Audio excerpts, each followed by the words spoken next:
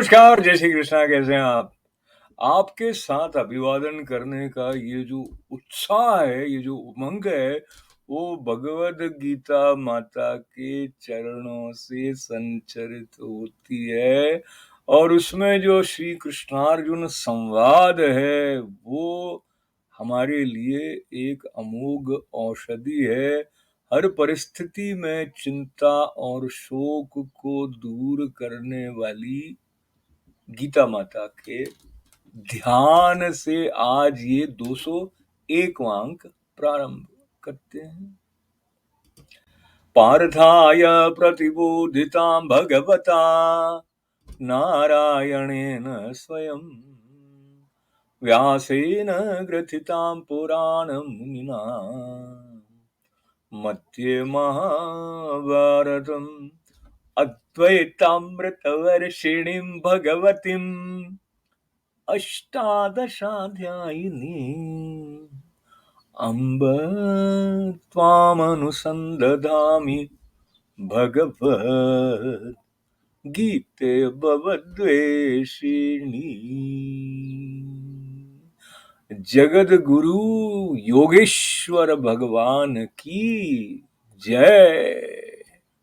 और इस जय जयकार के साथ में 201वें अंक में प्रारंभ में यह स्मरण करते हुए कि जब शिष्यस्ते हम शादि माम त्वाम प्रपन्नम का, जो मित्र भी थे, सखा भी थे, भाई भी थे, पर अर्जुन के भीतर जब शिष्यत्व जागृत हुआ तो भगवान की वाणी जिस प्रकार से श्रीमद् भगवद गीता में भक्ति और ज्ञान और ध्यान सब एक साथ लेकर जो प्रवाहित हुई है, तो मैं अपने गुरु महाराज का स्मरण करते हुए उन्होंने एक शिवरात्रि पर छोटा सा प्रपत्र जो वितरित किया था, उसकी प्रथम 2 पंक्तियां हैं। उसमें ऐसा हिंदी वाली पंक्तियों में लिखा है, यह विश्व शिव की वाटिका है सैर करने के लिए, ना राग ईर्ष्या द्वेष चिंता वैर करने के लिए।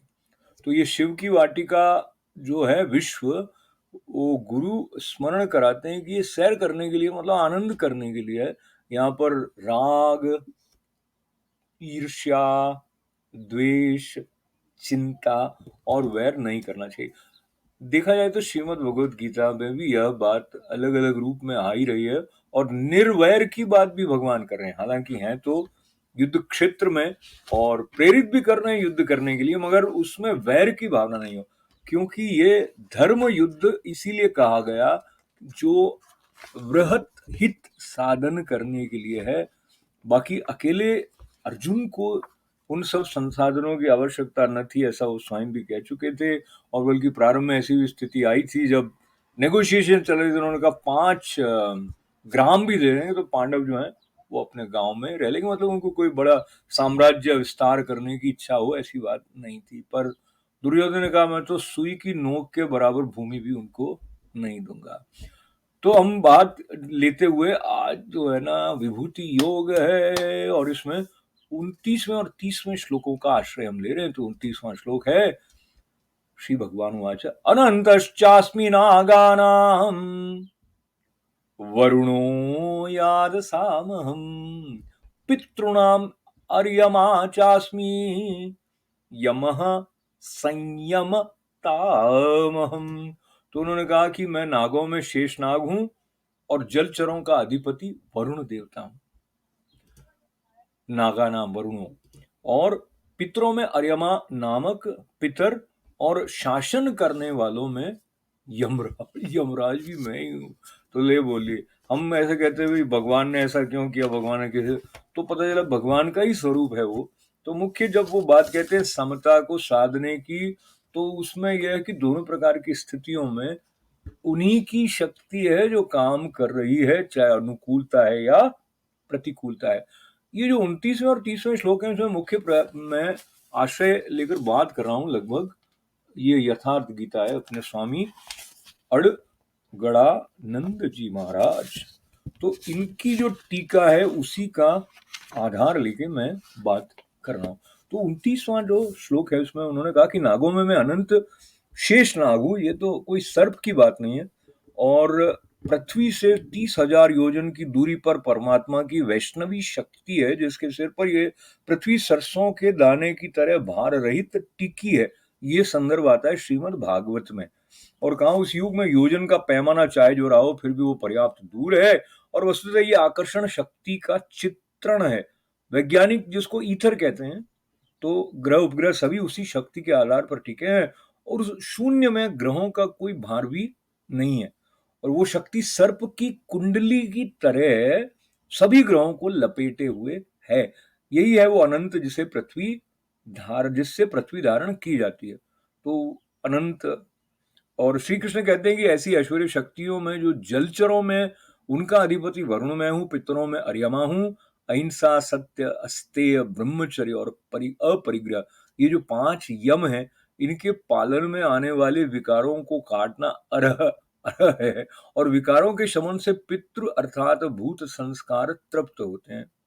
और भगवान ने ये भी कहा कि शासन करने वालों में मैं यमराज हूं। अब यमराज के नाम से तो हम बहुत डरते हैं, मगर हम ये अगर सोच लेंगे कि यमराज जो है वो कृष्ण ही है, तो हमारा डर कम होगा कि नहीं? नहीं, सोच कर देखते हैं। पर हमको लगता है कि कृष्ण जो है मुरली वाले रूप में आएंगे तो ही हमारे प्यारे होंगे, या वो वाले जिनको माखन प्रिय है और माखन चोरी करने वाली जो लीलाएं की हैं। लेकिन अगर वो यमराज के रूप में आएंगे तो हमको लगेगा नहीं नहीं, ऐसा तो मत करिए ना।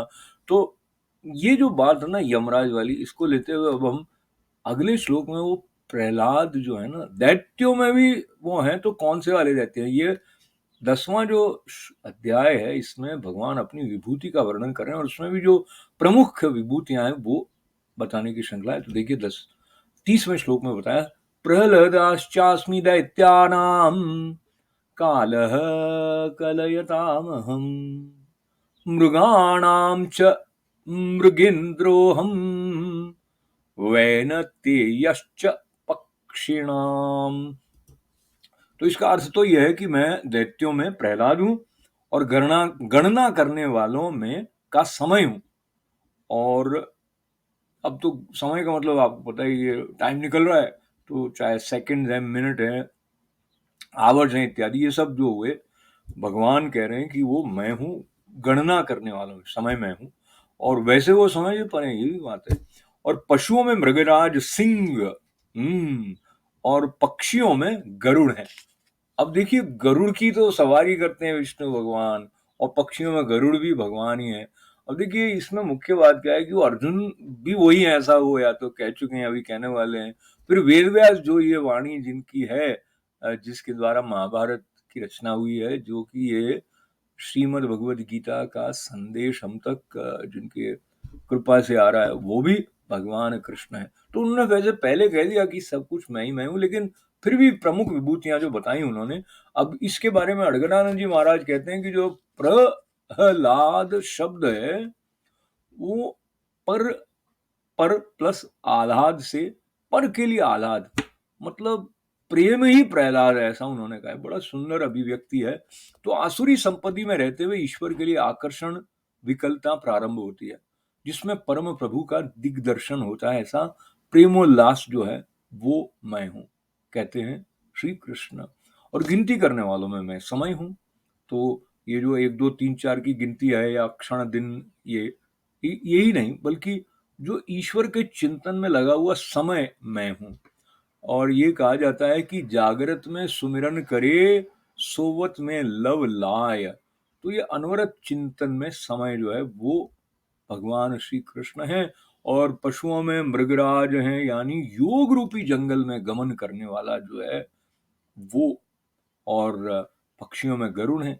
देखिए, ज्ञान जो है वो ही गरुड़ है, ऐसा कहा जाता है। तो जब ईश्वर की अनुभूति आने लगती है, तो यही मन अपने आराध्य की सवारी जैसा बन जाता है। तो उस पर जैसे मन के ऊपर मनमोहन की सवारी हो, आहा, तो कितना माधुर्य निरंतर प्रकट होता रहेगा जीवन में। ईश्वर की अनुभूति आने में जो बाधा होती है, वो जो संशय है, वो जो सर्प जैसा है, वो अलग अलग योनियों में ले जाता है डस डस कर। तो गरुड़ जी जो विष्णु भगवान की सवारी हैं, वो उस सर्प को, जो संशय का सर्प है, वो उसका नाश कर देते हैं। तो ज्ञान जो है वो अंधकार को दूर कर देता है अज्ञान के अंधकार को।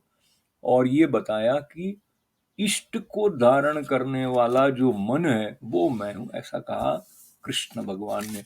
तो नमन करने के साथ साथ जो गुरु परंपरा से संबंधित विशेष पर्व, व्यास पूर्णिमा भी जिसे कहते हैं, गुरु पूर्णिमा, तो वो अमेरिका में 23 जुलाई को, भारत में 24 जुलाई को मनाई जा रही है। उसके लिए बार बार आपको बधाई है, इसलिए क्योंकि ये जो पूरा कृपा का प्रवाह है उसके पीछे गुरु शक्ति उसका हेतु है। तो गुरु चरणों में प्रणाम करते हुए आप सबके प्रति आभार और बहुत बहुत मंगल कामनाएं। सबका मंगल, सबका आभार। ओम पूर्णमदः पूर्णमिदं पूर्णात् पूर्णमुदच्यते पूर्णस्य पूर्णमादाय पूर्णमेवावशिष्यते। ओम शांति शांति शांति। मिलेंगे ना कल। जय श्री, जय जय श्री कृष्णा।